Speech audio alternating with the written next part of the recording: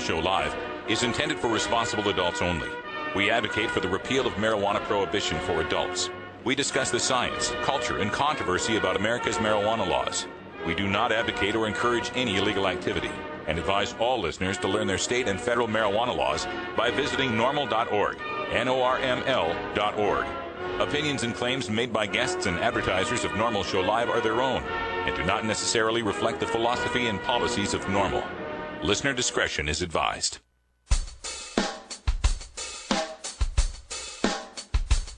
You take a seed, you plant it, you grow it, you dry it, you roll it, you smoke it. You take a seed, you plant it, you grow it, you dry it, you roll it, you smoke it, and it goes down smooth. Hey! Spanning the continent to bring you the truth about cannabis and marijuana law reform. I smoke pot and I like it a lot. From the promise of legalization. And I think we need to rethink and decriminalize our marijuana laws. To the agony of prohibition. One major responsibility is to encourage people to use less drugs. The National Organization for the Reform of Marijuana Laws presents Normal Show Live, Marijuana Nation. Now, here's your host, Normal's Outreach Coordinator, Radical Russ Belville. Good day, tokers and tokets, and welcome. It is Wednesday, March 21st, 2012, and it's got to be 420 somewhere in the world. Thanks for joining us for today's show. We got all sorts of great stuff to talk about today, and also in hour two, today was that day for the FreeMyBabies.org call-in, where they were trying to shut down the Butte County DA's office over this these Child Protective Services taking the babies of a medical marijuana patient and charging her with felony child endangerment for breastfeeding under the influence of cannabis. We're going to talk about that with Dr. Mitch Earlywine in our Cannabis Science segment today at the bottom of the hour as well. And in hour two, I've got a guest from Parents, I forget their exact name, Parents for 215 or something like that, who's going to call in and give us the update on the Daisy Bram situation and how the call-in went today. Before we get to all of that, though, we've got to go to our senior news editor in the virtual studio in Astoria, Oregon, Cannabis Carrie, who's standing by with the news. Hi, Russ. How's it going today? Oh, it's going really, really well, although my eyes are kind of burning. We'll talk about that in a second. But what do we got in the news today? Well, today we're going to go to the East Coast. The Rhode Island lawmakers are considering not one, but a couple of cannabis reform legislations.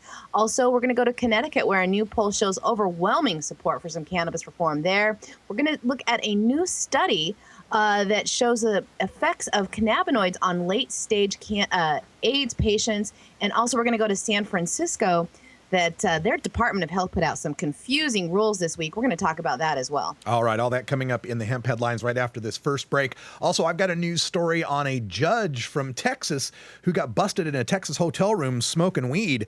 Gosh, who has that happened to before? We'll talk about that in the news as well. Also, NorCal Perps will be calling in with our Irie Wednesday tune. We got some great reggae today from Collie Buds. And then at the end of the show, time for a radical rant. I kind of mentioned my eyes were burning, and that's because somebody was writing about me and posting things as if I had said them that I had never said. And of course, I have to address that. We're talking about I-502 and the recent article that came out in the Seattle Weekly with my research involved in it about per se DUID statistics. What happened before and after a state passed a per se DUID law? Well, I've done some more digging into the statistics and found even more evidence that this scaremongering about the DUID limit in I-502 is just that, scaremongering. And we'll get all to that in the Radical Rant on today's show. Also coming up later today, you're going to get a new episode of High Times Free Weed with Danny Danko, followed by the Libra Lounge from deep in the heart of Iowa, and a live edition of the Irie Island Hour coming up on the Normal Network. You're listening to Normal Show Live, the voice of the Marijuana Nation. Hi, I'm Radical Russ. One of the best things about marijuana is the wonderful aroma. But when you travel a lot like I do, that aroma becomes a suspicious smell. That's why I endorse stealth-products.com, the leaders in smell-proof containers. From smell-proof vacuum bags to smell-proof backpacks and duffel bags, all the way to smell-proof digital safes, stealth-products.com has you covered. Stealth-products.com brings you safe, secure, odorless layers of protection with activated carbon fiber. Backpacks and duffel bags are simple black so as not to attract attention with a logo or flashy design. Now, nothing is perfectly odor controlled from the detection of drug dogs, but with proper vigilance, containers from stealth-products.com will help you avoid nosy humans. You're now listening to Illit Beats. Stealth-products.com. Stealth-products.com. How's it, everyone? This is Yee from Pepper, and you're listening to the NORML Show Live. Over. Weedmaps.com.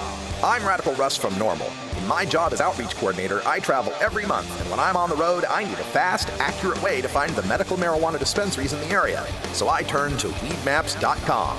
Weedmaps.com has the best dispensary locator online or on your mobile device. Search by zip code or let Weedmaps find you, and in seconds you'll have the addresses, phone numbers, and customer service reviews for the medical marijuana dispensaries in the local area.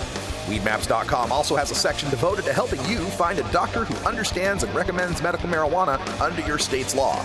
You can even check prices on the Medical Marijuana Stock Exchange. Coming soon, you'll even be able to find the listings of NORML attorneys and chapters, local head shops and grow shops, and the best weed-friendly businesses. Weedmaps.com has the information you need to be an informed cannabis consumer. Visit Weedmaps.com today, a proud sponsor of the NORML Network. Inhaling deeply of the sacred smoke.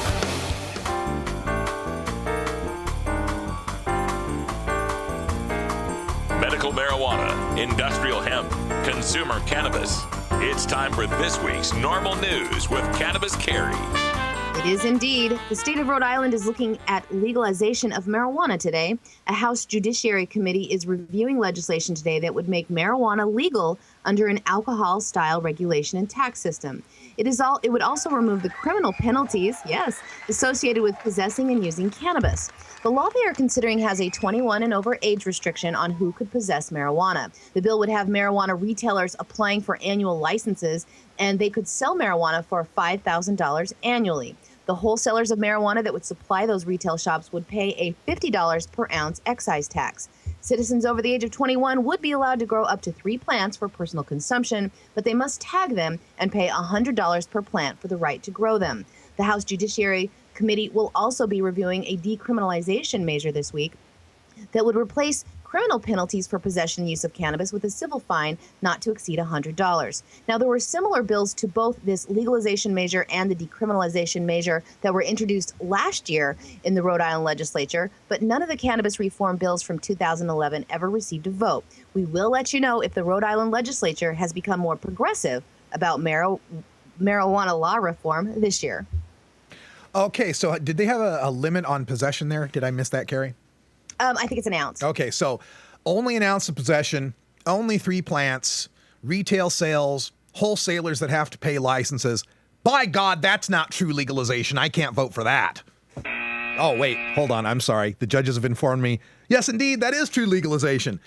So I guess we can vote for that. Kudos to Rhode Island for studying this. I don't know how far this is going to make it through their legislature, but I think finally the dam has broken as far as being able to discuss this, where marijuana legalization is a legitimate topic for debate. Glad to see a medical marijuana state like Rhode Island moving forward, realizing that we just have to legalize this for everyone, or it's just going to continue to be a confusing mess for everyone. And to realize also that there are a lot of tax dollars available there. A lot of dollars that are currently flowing into an underground, unregulated market that could be better serving the people of Rhode Island through through helping their tax base. And maybe instead of buying a dealer a new skateboard, might help to get a kid a school lunch, or to get a mom some health care or something like that. So we hope these go forward, and please visit our NORML Take Action Center. You can find it at norml.org. Look on the big green box on the right and click on ACT, and it'll take you to where you can find the link to these Rhode Island measures and get your support heard by your legislature. And more East Coast news. It's a political year, so let the polling begin. A Quinnipiac University poll that was published today shows that Connecticut voters overwhelmingly support medical marijuana for their state. According to the Quinnipiac poll, out of 1,622 registered voters that were polled last week, 68% of them said they supported the legal use of medical marijuana. Douglas Schwartz, who is the Quinnipiac University poll director, said that medical marijuana is supported across the board, and they could not find a particular gender, partisan, income, age, or education group that was opposed to a medical marijuana measure in Connecticut.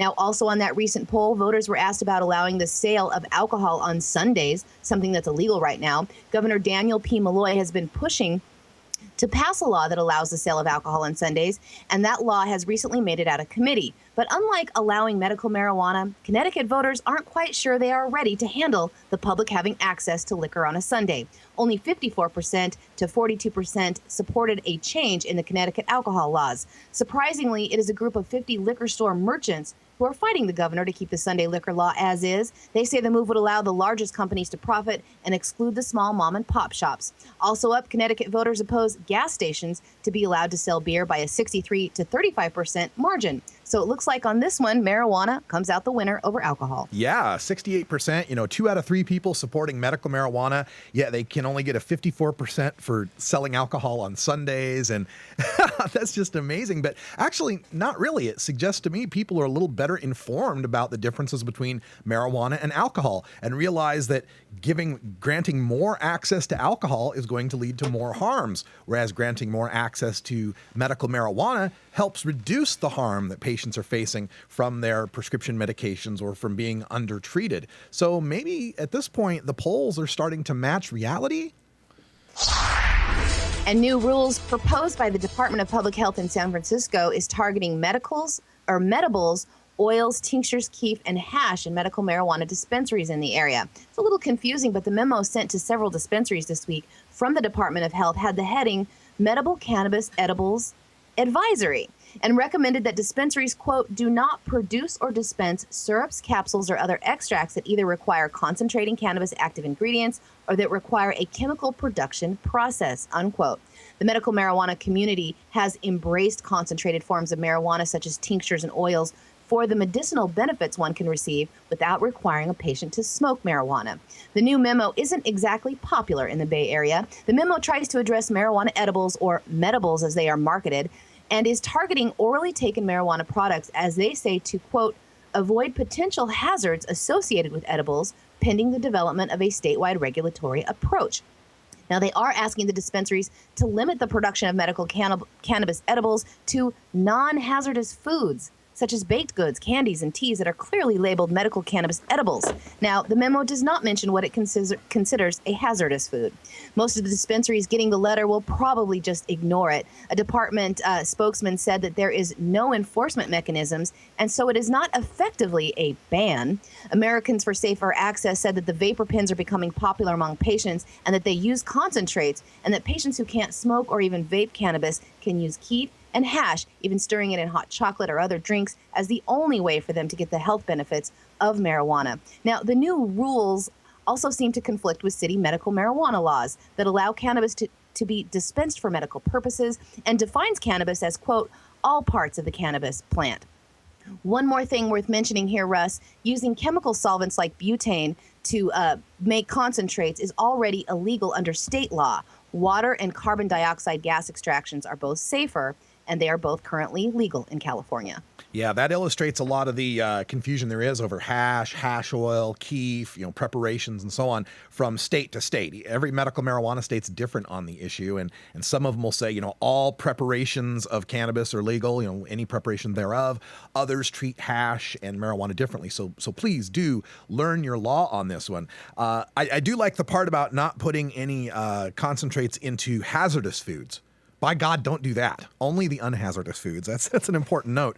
And the other thing that bothers me about this is the thing that we get against marijuana use generally, against medical marijuana use, and in particularly in California, is this idea, this meme that's been running through. Medicine's not smoked. There is no smoked medicine. They're always honest about the smoking, the harms of smoking. And in California, of course, the anti-smoking state of the union, you can't smoke outside, you can't smoke inside, you can't smoke in restaurants, you can't smoke under your bed at 3 o'clock in the morning under the covers with your flashlight on. I mean, you can't smoke anywhere in California these days. So if that's the case, if we're really got a problem with the smoking, why would you want to try to ban people from using the methods that are non-smokable methods? Wouldn't you want to be encouraging the production of edibles, encouraging the production and use of vaporization and these concentrates that produce less smoke? It just seems logical to me here.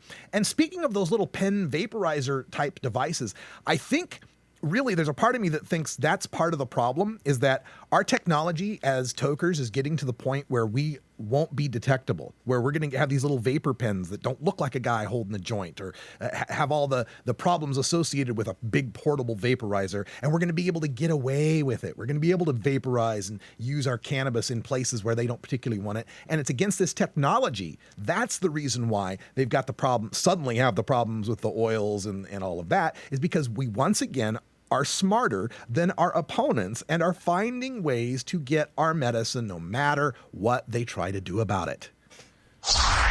And since it's Science Wednesday, I'm going to get a little sciencey on you. Mount Sinai School of Medicine is one of the top medical universities in the country, and today their researchers published some startling new findings in the online journal PLOS ONE. What they found is that marijuana-like chemicals can trigger receptors on human immune cells that can directly inhibit a type of HIV, the human immunodeficiency virus, that is found in the late-stage AIDS patients.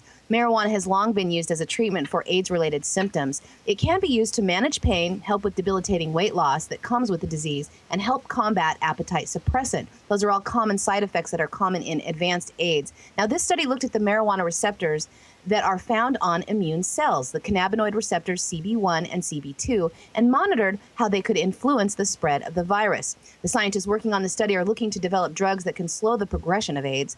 The study's author, Christina Constantino, PhD, is the postdoctoral fellow in the Department of Pharmacology and Systems Therapeutics at Mount Sinai School of Medicine.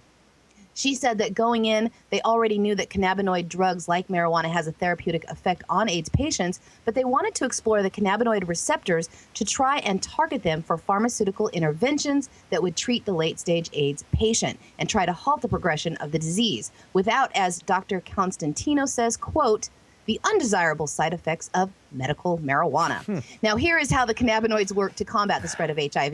The HIV virus infects active immune cells that carry the viral receptor CD4. They make those cells unable to fight off the infections. Now, for that infection to spread, they have to wake up what are called resting immune cells, and they must be activated for the virus to gain entry into the new cells. Now, in advanced HIV, the virus mutates so it can affect the resting cells by using a signaling receptor, CXC4R. Now, when treating the cells with a cannabinoid-like chemical, the CB2 receptors in the cell are triggered. They effectively block the signaling process for that CXCR4, therefore suppressing the infection in those resting cells. Now, the researchers were only working with the CB2 receptors because the CB1 receptors trigger that marijuana-like high. The physicians working on this study targeted the CB2 receptors only for the study, and towards the end of the research, the team then infected healthy immune cells with HIV and treated them with a chemical that triggered the CB2 receptors and found that it did indeed reduce the infection of the remaining cells. The conclusion of the study reveals that a drug based on CB2 receptors would be effective in antiviral drugs only in the late stages of HIV, because HIV does not use that CXC4R to spread the infection until the late stages of the disease. The research team that published this study is now on to developing a mouse model of late-stage HIV in order to test the efficacy of a drug that triggers CB2 in a live organism. Well, you know, this is remarkable. We'll talk to Dr. Mitch about this at 5:30 in our Cannabis Science segment. Thank you for that news, Carrie. Appreciate that.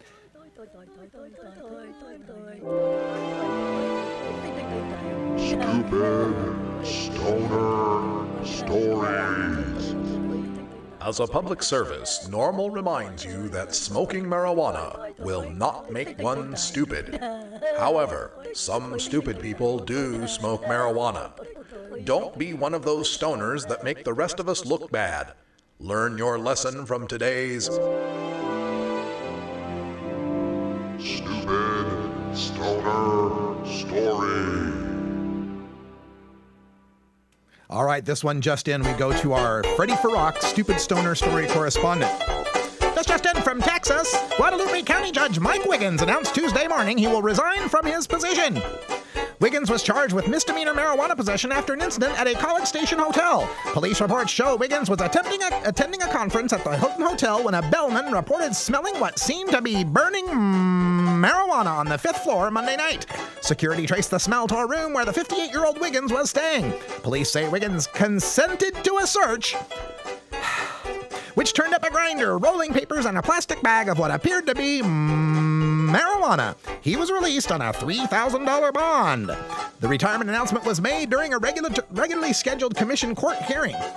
Wiggins told the court he would provide his official letter of resignation on Monday, March 26th. For weeks, people in Guadalupe County have been asking for Wiggins to step down from office. Jeremiah Aravelo and his group have been protesting in downtown Seguin for the past several weekends.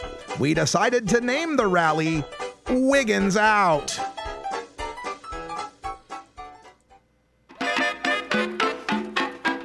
It's a nice change of pace when the stupid stoner is a judge. God, how much, who could know the law better to shut up in front of cops than a judge? Don't consent to searches. It's 20 after the hour, and we have to take a short break, if you know what I mean. Please support these sponsors who support Normal Show Live. Oh, have you ever met that funny reefer man? A reefer man. Have you ever met that funny reefer man? A reefer man. If he said he swam to China, he would sell you South Carolina. Then you know you're talking to that reefer man.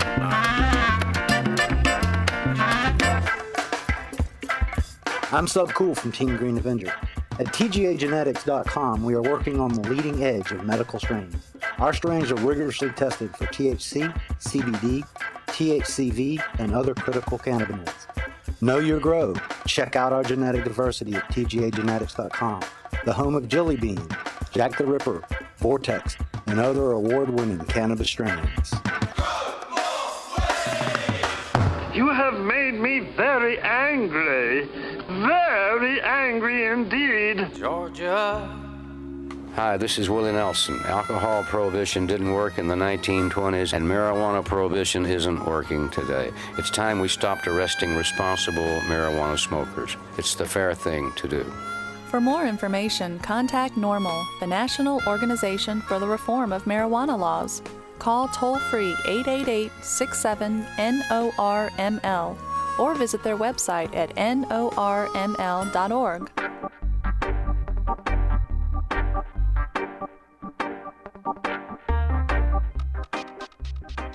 It's time for your daily Toker Tunes, the best in 420 friendly music from all genres that uplifts, entertains, and informs the public.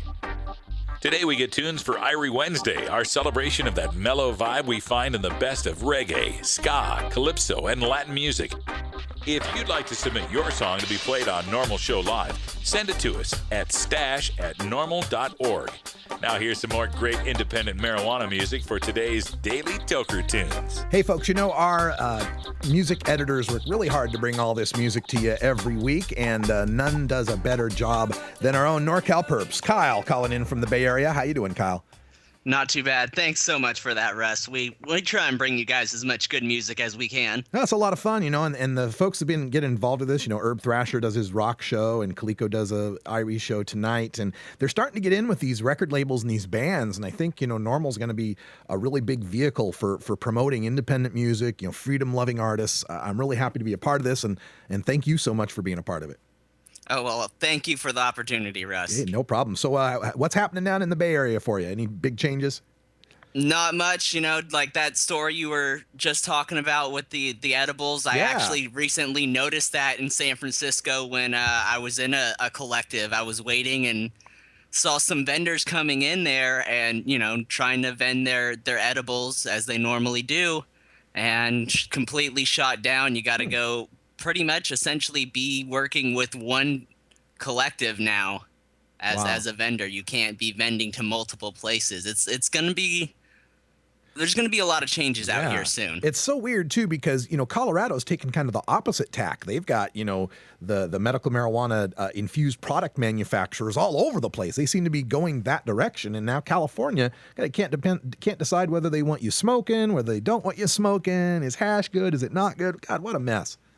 Yeah, and some people don't want regulations because they're afraid that it's going to squeeze them out. But I hate to tell you, a lot of good people are getting squeezed out as it is. So. Right. And that's the thing, people worry about regulation and all that kind of stuff, but it really levels the playing field more than you got now with no regulation. Because now it's just a matter of who's lucky, who's not lucky, who's connected, who's not connected, who's got money, who doesn't got money. At least under regulation in the law, you got a fair shot in court. Or a somewhat fair shot in court, let's say. Well, yeah, exactly. Let's get to the music. You got, a well-known reggae artist here. All the folks listening to our show know about him, but tell us about the song. Well, this is off of his album that he released last year, off the Playback EP, which is available on a free download at collybuds.com. It's called Holiday. And this is off of his own personal record label that him and his brother started. So he's no longer under a big name. I believe he was first with Columbia or Sony. Right. Something like that. And then he decided to break off and start his own, be more for the people. And he loves being with NORML, constantly sends me emails thanking us for everything that we do. And excellent. So trying to promote him. He will actually be out in Texas soon before he leaves the U.S. So any of our Texas tokers, be sure to check out his shows coming near you soon. And Collie Buds, if you're listening, do not drive through Sierra Blanca. That is not the place to be. Definitely don't want to go through there. All right, so Collie Buds on tour, coming to Texas, and this is some music from Collie Buds. It's Holiday, produced by Homegrown Kush. This is Collie Buds for your Irie Wednesday. Thanks, Kyle. Thank you, Russ. Yeah.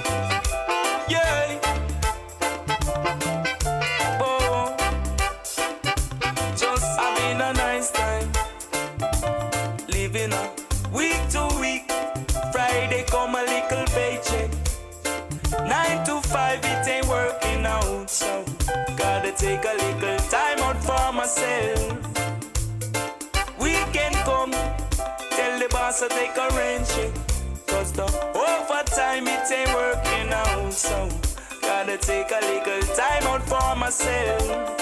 Going on a holiday, yes I need to get away. Going on a holiday, yes I need to get away.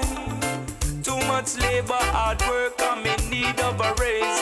Every day I find myself with my mind in some other place. I'd rather go, I'd rather see. Cause I'm fed up of living week to week. Friday come a little paycheck. 9 to 5 thing ain't working out, so gotta take a little time out for myself. Yeah, weekend come, tell the boss I take a rain check. Cause the overtime it ain't working out, no. Gotta take a little time out for myself. Going on a holiday, yes I need to get away. Going on a holiday, yes I need to get away. Yeah, don't call me lazy cause I do my sharing. I need some time and what's fair is fair.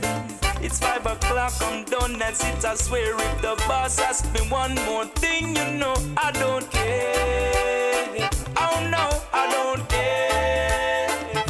No, I don't care. Oh no, I don't care. Got up in a week to week. Friday come a little paycheck. 9 to 5 it ain't working out, no. Gotta take a little time out for myself. Yeah, Friday come, tell the boss I take a rain check. Cause the overtime it ain't working out, no. Gotta take a little time out for myself. Going on a holiday, yes I need to get away. Going on a holiday, yes I need to get away. Going on a holiday, yes I need to get away. Going on a holiday, yes I need to get away. Living up week to week. Friday come a little paycheck. 9 to 5 it ain't working out, so gotta take a little time out for myself. Weekend come, tell the boss to take a rain check. Cause the overtime it ain't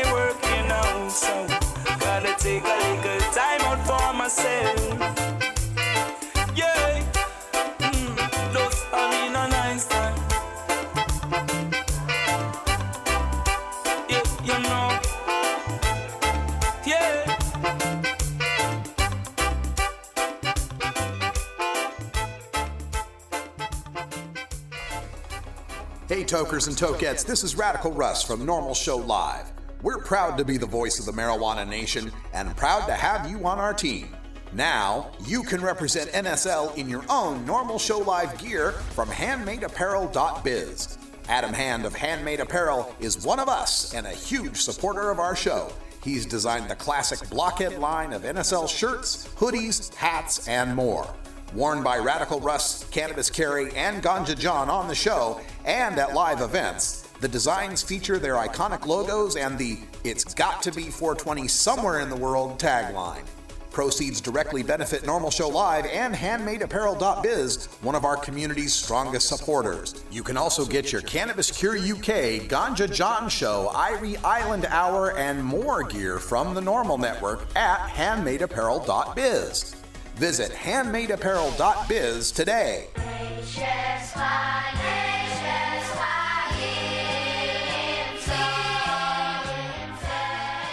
The children! My God! Won't somebody think of the children?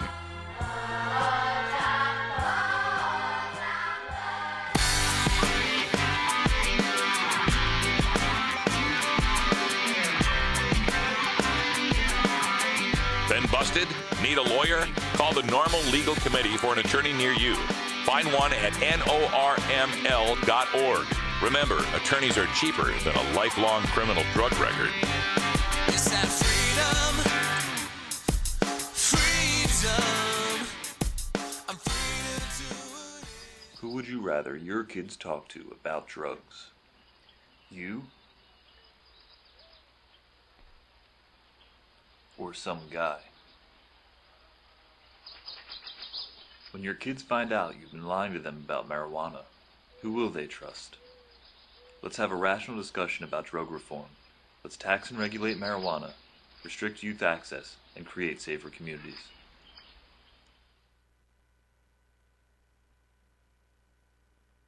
Catch NORML News with Cannabis Carry every weekday on NORML Show Live at 7 p.m. Eastern, here on the NORML Network.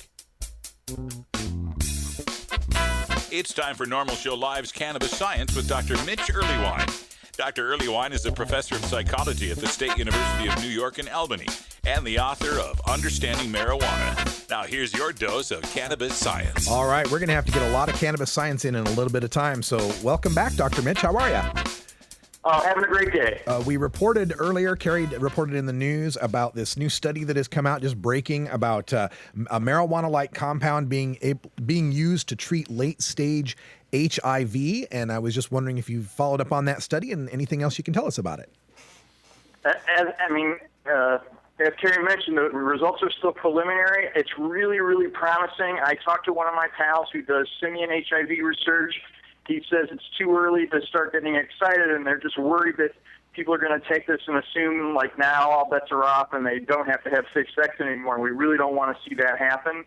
Nevertheless, this is probably one of the more promising things we've seen outside of those standard multi-chemical cocktails that have all these outrageous side effects. So fingers are crossed, but it's not time to take off the condoms just yet. There you go. And we want to remind everyone that you can get your live questions in here. For Dr. Mitch Earlywine, it's 4:34 p.m. Pacific. So if you're in this live time, you can go ahead and give us a call at 971-533-7111. It's right there on the screen. Or you can get into our chat room at live.norml.org. You can send a message directly to Carrie or to myself, or just put it in the chat room, and we'll try to get to all of your questions. I have a few that are built up here from the past week. A lot of people have emailed me asking about some questions. I can run them by you.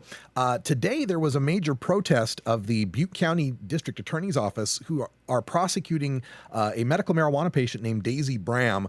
Her full story is at freemybabies.org. And prosecuting her because she was breastfeeding her 3-week-old and her 15-month-old. And they say, well, you're breastfeeding under the influence of cannabis. That's felony child endangerment. Dr. Mitch, what can you tell us about mothers and breastfeeding and use of cannabis? So as it turns out, at least from the data we have from other primates, the amount of THC that would actually end up in breast milk at absolute most would be 2% of what the mother smokes, which in all honesty, I just can't imagine that having any impact on a child, even if the child was like this little preemie, little bitty dinky thing. Nevertheless, if we're really worried about this, a breastfeeding mom could pump and dump.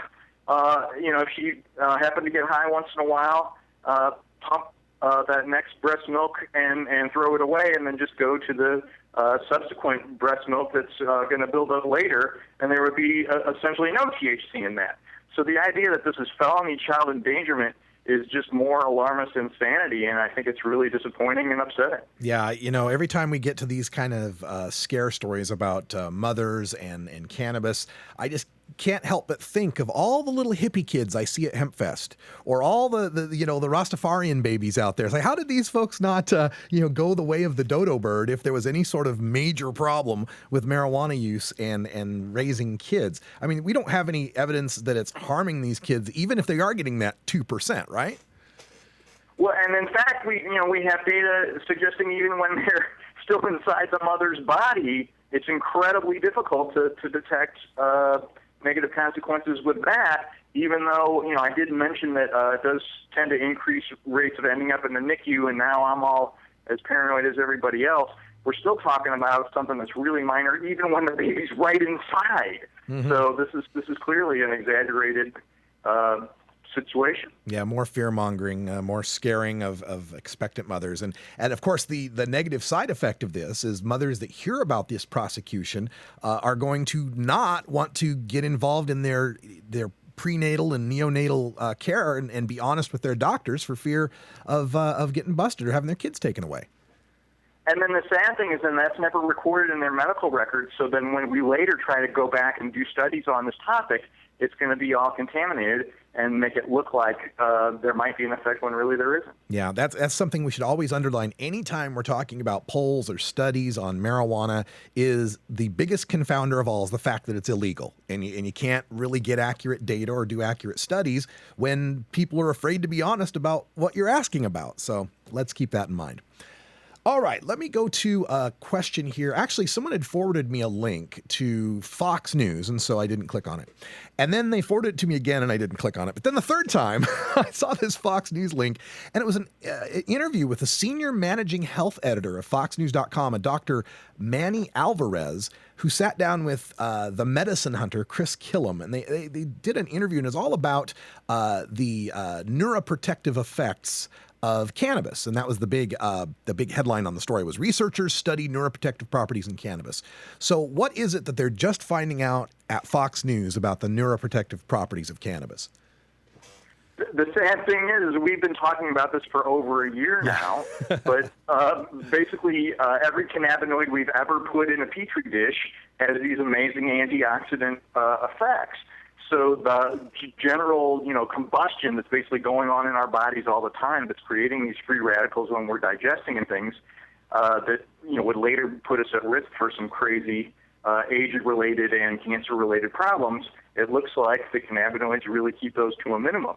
We're also seeing some interesting things with curry powder and other plants, so it's not like this is a giant surprise, but the fact that it took this long for Fox News to even suggest that it might be possible is certainly yet another indicator that Fox News is behind the times. There we go, or a misnomer.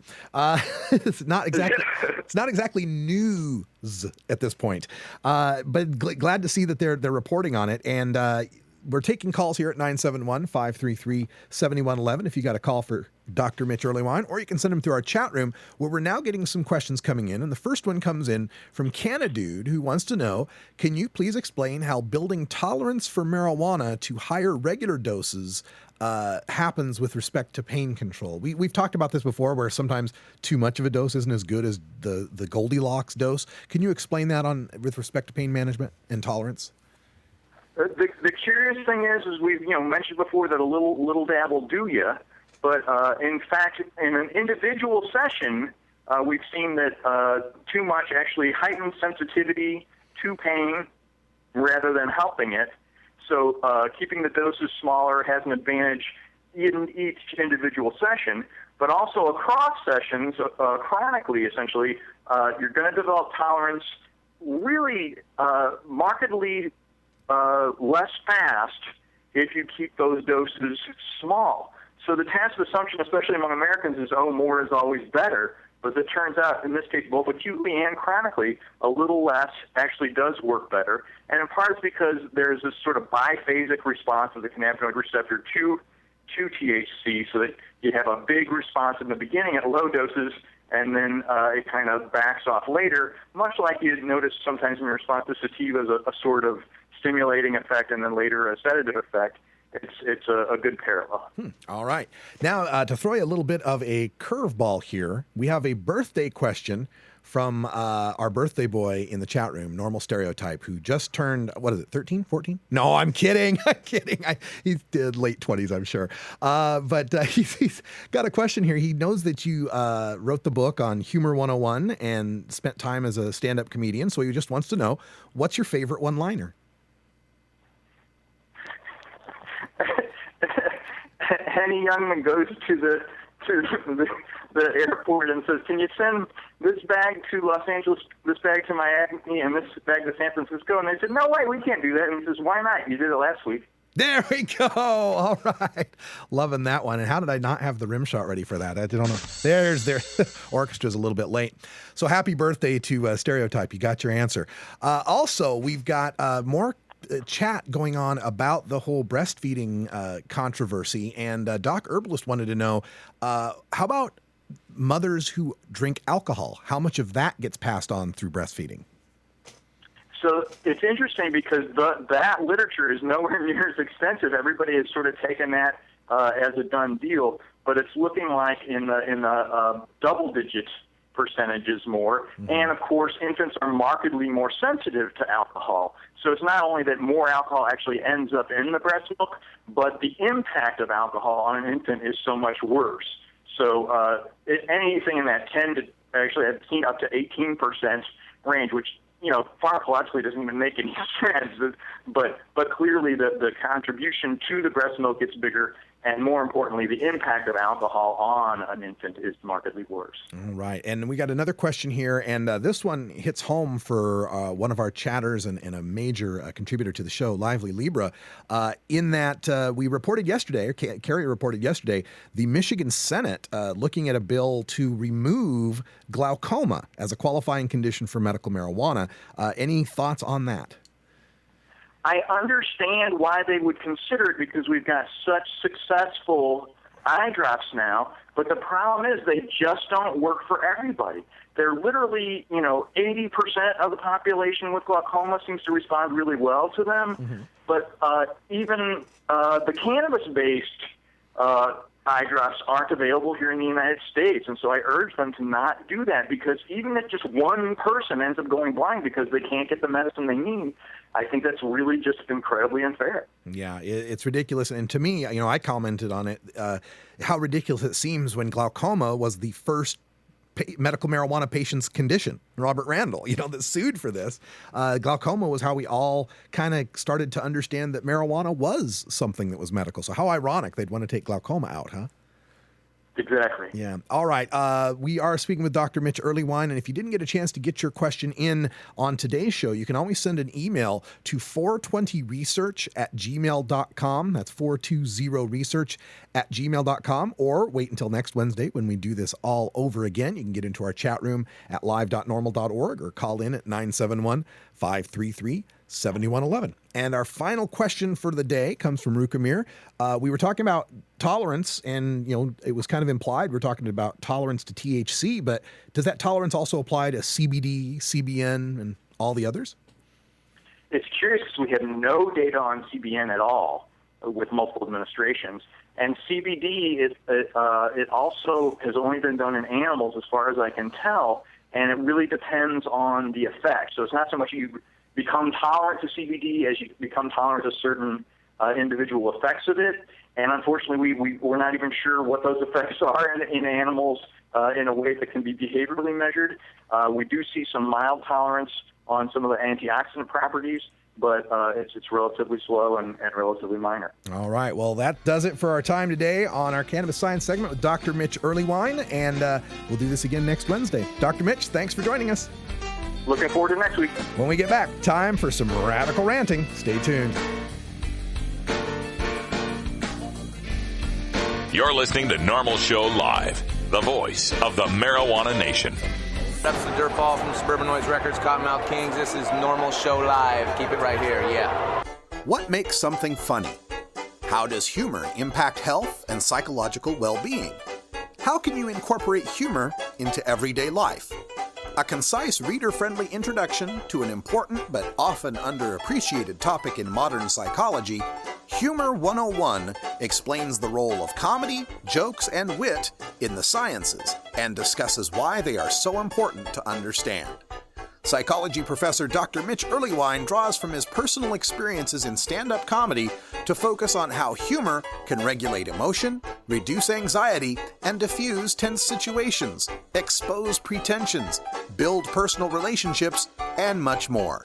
He irreverently debunks the pseudoscience on the topic of humor and leaves readers not only funnier, but better informed. It's part of the Psych 101 series from Springer Publishing, Humor 101 by Dr. Mitch Earlywine, PhD. This is a top to what we use on stage, but it's very, very special because if you can see, the numbers all go to 11. Look, right across the board. 11, 11, and most of 11, the amps go up to 10. Exactly. Does that mean it's louder? Is it any louder? Well, it's one louder, isn't it? It's not 10. You see, most blokes, be playing at 10. You're on 10 here, all the way up, all the way up, all the way up. You're on 10 on your guitar. Where can you go from there? Where? I don't know. Nowhere, exactly. What we do is if we need that extra push over the cliff, you know what we do? Put it up to 11. 11, exactly. One louder. Why don't you just make 10 louder and make 10 be the top number and make that a little louder? These go to 11. You want answers? I'm as mad as hell, and I'm not going to take this anymore. You want answers? You have offended my family. I think I'm entitled. You want answers? I want the truth. And you have offended a Shaolin temple. You can't handle the truth. Surely you can't be serious. I am serious. And don't call me Shirley. Radical Rant. I was recently interviewed by Keegan Hamilton of the Seattle Weekly regarding my research that I posted here on the Stash blog about per se DUID statutes and the effect they had on DUID arrest statistics, according to the FBI's Uniform Crime Reports. And you can find this post. It's at the blog. It's called 13 States Have Marijuana Per Se DUID Statutes. And I posted a table up there. And basically what I did is I just looked at the arrest data before and after and posted what I found. Now, Keegan's piece was fair, and it was entitled, Marijuana DUI Law Impact Remains Unclear Despite Analysis of Arrest Statistics. Which is true. That's pretty much what I found out, is like you can't really judge it one way or the other. I was just curious to see what we would find. So this is his lead paragraph. He writes, after Nevada enacted a strict per se law restricting the amount of THC motorists are allowed to have in their blood, drug driving arrests increased a whopping 76% statewide. But when a similar policy took effect in Ohio, arrests there decreased by a modest 4.8%. Such is the conflicting data recently presented by NORML, which further muddies the debate about Washington's proposal to legalize marijuana and start treating stone drivers like drunks. And then Keegan goes on later on to fairly report, taken with a sizable grain of salt, it makes it interesting to look at how changes in arrest patterns were markedly different across the country. In addition to the 76% spike in Nevada, Indiana drug driving arrests shot up 33% after adopting a per se THC blood limit, while Pennsylvania, Georgia, and Iowa all saw modest single-digit increases. 5 states had single-digit decreases in drug driving arrests. And I thought that was a great way to report it because it's exactly what I found in the data, is that really it didn't seem to all spike or all go down, or, there was a lot of difference in the data, a lot of variables there. And I thought that was a very fair way to look at it. But for some people, all they had to see was that first sentence with drug driving arrests increased a whopping 76% statewide for them to fire up the laptop for another round of Frighten the Patients. So frighten the patients and get them to vote against the legalization of marijuana. This is from a post I found out there on the internet entitled, Marijuana DUIs went up 76% in Nevada with per se limit. Here's some of the quotes from it. Numbers put the lie to claims Washington's I-502 won't harm patients. Well, if the message you're sending them is open season on medical marijuana patients, then congratulations, mission accomplished. After Nevada enacted a strict per se law restricting the amount of THC motorists are allowed to have in their blood, drugged driving arrests increased 76% statewide, reports Keegan Hamilton at Seattle Weekly. What do you bet that a big portion of the 76% increase in cannabis DUIs came at the expense of medical marijuana patients, many of whom must medicate at a level such that they will show up over the limit at any time they are tested? Well, as Keegan's piece, if you bothered to read past the first sentence, pointed out, there is no way of knowing how many of those were patients or anything, because the law enforcement agencies haven't been keeping separate track of marijuana DUIDs versus other drug DUIDs versus alcohol DUIDs. Now, let me give you some differences between Nevada and Washington, since the author of that piece was so keen to pick up on that 76% increase in Nevada. Let's point out some of the differences between Nevada and Washington that the author of this piece kind of left out, didn't want to tell you. They're facts that you could easily glean from reading the entire piece that Keegan wrote in Seattle Weekly, or by paying close attention to the graphic the author included on the post. I know facts get in the way of sensationalism and page hits, but let's indulge. Nevada can bust you for a per se 2 nanogram per milliliter of THC in blood, a 3 nanogram lower threshold than I-502's 5 nanograms per milliliter. Nevada can bust you per se for 10 nanograms per milliliter of THC in your urine, a standard that I-502 does not include and Washington law currently does not have. Nevada can bust you per se for 15 nanograms per milliliter of THC metabolites in your urine, a standard that I-502 does not include and Washington law currently does not have. And Nevada can set up a roadside sobriety checkpoint and sniff around every driver who passes through, which is unconstitutional in Washington. So yeah, there was a big increase in Nevada, but Nevada is a completely different scenario than Washington state. Also, if the author would care to follow up on the DUID stats in Nevada, I know you're paid for page hits, not for research. But if you looked up the rest of the stats for those years, for the years that Nevada's had medical marijuana since the year 2000, because that's what I do. I'm paid to actually look up research. You'd find that since medical marijuana passed in 2000, the following numbers. In 2001, 8,800 DUIDs. In 2002, 5,100 DUIDs. In 2003, no data. Then from 2004 on, it goes 9,100, 9,700, 11,000, 12,000, 14,000, 15,000, and in 2002 back down to 13,000. So what is up with 2002 and 2003? Now remember, the 76% increase that was cited here is the 76% increase between 2002 when there were 5,100 DUIDs and 2004 when there were 9,100 DUIDs. That's a 76% increase. Well, what the hell happened in 2002? Why was it 3,700 DUIs less than 2001? Why was there such a big drop from 2001 to 2002? Well, thanks to the author of this piece writing this thing and slandering me in the captions, it forced me to look a little deeper into the data to answer that question. And here's what I found. In 2002, the number where we get the 5,100 Nevada DUIDs, there were only 3 law enforcement agencies that reported their arrest data to the FBI. In all the other years, there were 31 to 34 Nevada law enforcement agencies reporting their arrest data to the FBI. And in 2003, the year the 2 nanogram per milliliter per se went into effect, Nevada's data was so incomplete, the FBI didn't even bother including it in the FBI's Uniform Crime Report. So yeah, in 2002, there was only 5,100 DUIs listed by 3 law enforcement agencies in the state, not 31 to 34 of them. So you've got an artificially low number there. Now let's concede that there is a pattern of upward arrest trend in DUIDs from 2001 to 2009. In 2001, it was 8,800. In 2009, it's 15,000. There's definitely an upward trend. So I would say it's safe to say that 2002's actual data, if all 31 to 34 law enforcement agencies had reported, would probably be at least as much or more than what it was in 2001. That is, it's got to be at least 8,800 DUIs in 2002, not 5,100. If that's the number, if 8,824 arrests for DUIDs is our baseline number for 2002, that makes the actual increase after the imposition of a per se DUID law in the medical marijuana state of Nevada 3.5%.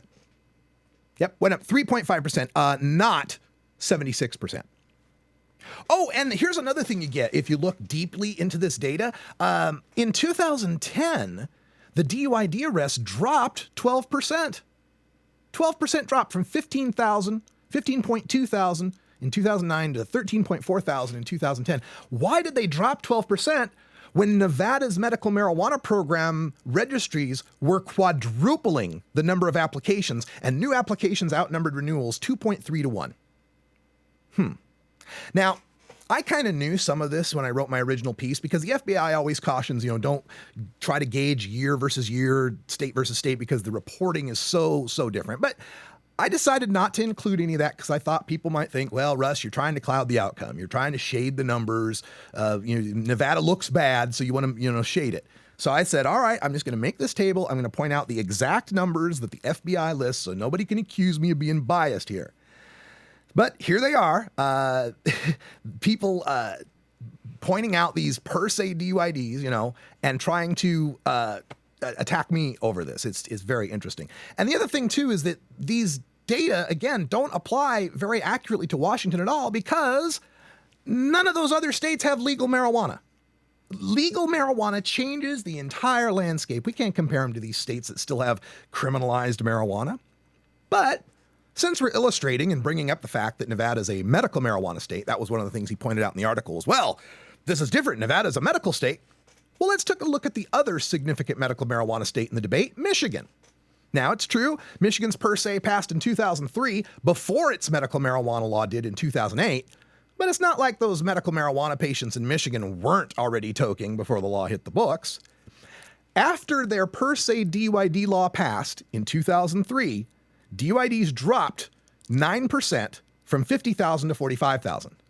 Well, what has happened after medical marijuana passed? Because, if you got this per se DUID, of course they're going to use it against patients when medical marijuana passes, right? In 2008, there were 35,000 DUIs. In 2009, 38,000, almost 39. And in 2010, there were 34, almost 35,000 DUIDs in Michigan. So, there were 23% fewer DUID arrests in 2010 in Michigan than the year after the per se DUID law hit the books, even after they registered 131,483 patients, even as the cops there can bust them per se for any nanograms per milliliter in THC of blood or urine. And note, in 2008 and 2009, cops could also bust tokers for the mere presence of metabolites in urine until the 2010 decision at the Michigan Supreme Court ruled that metabolites aren't drugs. And finally, the caption on that blog using my picture without my permission that reads, quote, "NORML's Radical Russ Belville thinks a huge rash of DUIs which might follow passage of I-502's per se DUID limits might be a good thing," is disingenuous and unbecoming of an alleged professional journalist. There is nothing good about anyone getting a DUI they don't deserve. My quote clearly states that if such a thing happened, there would be public outrage. Also, concluding with, quote, "Washington patients, how do you feel about becoming part of a huge rash of DUIs? Radical Russ seems to think you should take one for the cause," is insulting, especially considering I smoke more pot more often than most Washington patients, though I'm once again not surprised to find the author forgetting about the 90% of Washington's tokers who currently don't have protection from prosecution for possession of 1.5 pounds and 15 mature plants. Folks, we're going to talk more about this in hour 2 here, Toker Talk Radio, so stick around. Phone number here is 971-533-7111. For Cannabis Carry, I'm Radical Russ, and until next time, take care of each other, tokers. This is NORML Show Live, the voice of the Marijuana Nation. Take it out one more time. You take a seed, you plant it, you grow it, you dry it, you roll it, you smoke it. You take a seed, you plant it, you grow it, you dry it, you roll it, you smoke it. You take a seed, you plant it,